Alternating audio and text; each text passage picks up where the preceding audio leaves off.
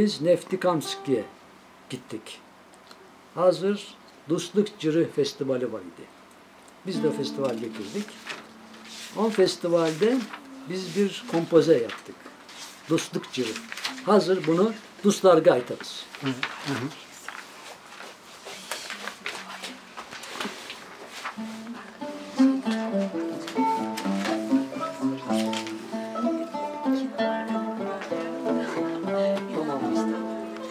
Hazır. 3, 4.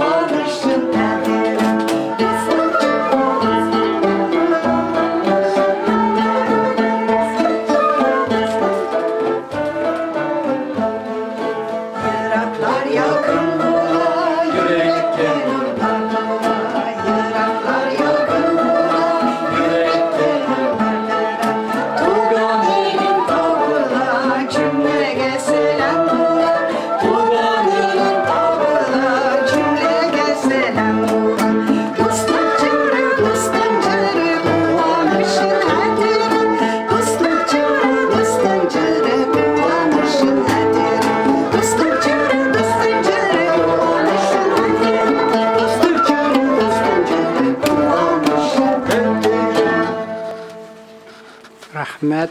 Dostlarga selam olsun. Amin.